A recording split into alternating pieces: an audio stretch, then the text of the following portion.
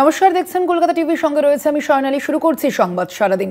দুদিনের উত্তরবঙ্গ সফর সেরে এবার কলকাতায় ফিরছেন মুখ্যমন্ত্রী মমতা বন্দ্যোপাধ্যায়। আপনারা জানেন সোমবারই উত্তরবঙ্গে গিয়েছিলেন মুখ্যমন্ত্রী। কি বলছেন তিনি শোনাবো।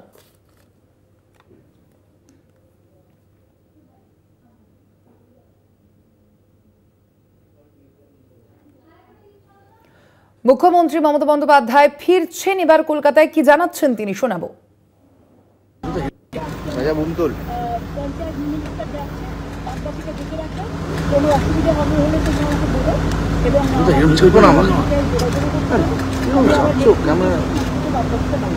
ত্রিপুরাতে যেটা হচ্ছে পার্টি অফিসে অ্যাটাক হচ্ছে,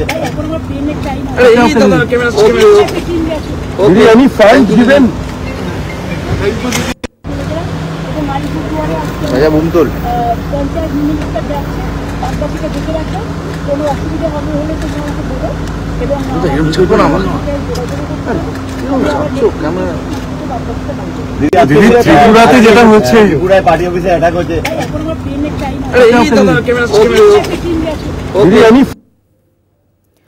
মুখ্যমন্ত্রী মমতা বন্দ্যোপাধ্যায় তিনি এবার উত্তরবঙ্গ সফর সেরে কলকাতায় ফিরছেন। সোমবার দুপুরেই উত্তরবঙ্গ পৌঁছন মুখ্যমন্ত্রী মমতা বন্দ্যোপাধ্যায় এবং তারপরেই গতকাল সেখান থেকে তিনি আমরা দেখেছি মিরিকেও গিয়েছেন এবং আজ সেই দুদিনের উত্তরবঙ্গ সফর সেরে কলকাতায় ফিরছেন মুখ্যমন্ত্রী। আমরা কথা বলবো, আমাদের সঙ্গে এই মুহূর্তে ফোন লাইনে রয়েছেন বিশেষ প্রতিনিধি দেবজ্যোতি ঘোষ। দেবজ্যোতিদা, আজ উত্তরবঙ্গ সফর সেরে মুখ্যমন্ত্রী মমতা বন্দ্যোপাধ্যায় তিনি কলকাতায় ফিরছেন, কি জানলেন তিনি?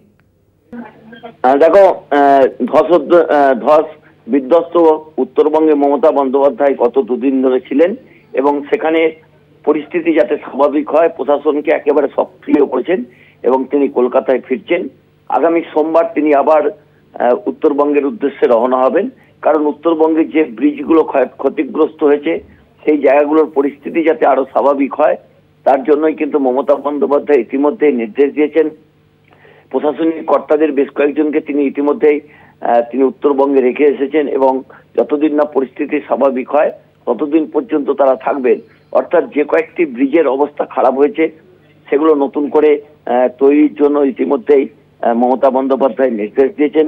সেই জায়গাতে মমতা বন্দ্যোপাধ্যায়ের পক্ষ থেকে আগামী 2-3 দিন পরে তিনি আবার উত্তরবঙ্গে যাবেন, গতকালই তিনি জানিয়েছিলেন এবং আজকে বলেছেন যে প্রতিটি পরিবারের কাছে যাতে ত্রাণ সামগ্রী পৌঁছায় এবং প্রতিটি পরিবার তাদের যাতে চিকিৎসা সমস্ত ব্যবস্থা হয় তার সমস্ত ব্যবস্থা করা হয়েছে। মেডিকেল টিমকে তিনি উত্তরবঙ্গের উদ্দেশ্যে রওনা করিয়েছেন। এছাড়াও কলকাতা বা সদর কার্যালয় তৃণমূল কংগ্রেসের পক্ষ থেকেও কিন্তু বেশ কিছু ত্রাণ সামগ্রী ইতিমধ্যে উত্তরবঙ্গের উদ্দেশ্যে তারা পাঠাচ্ছেন।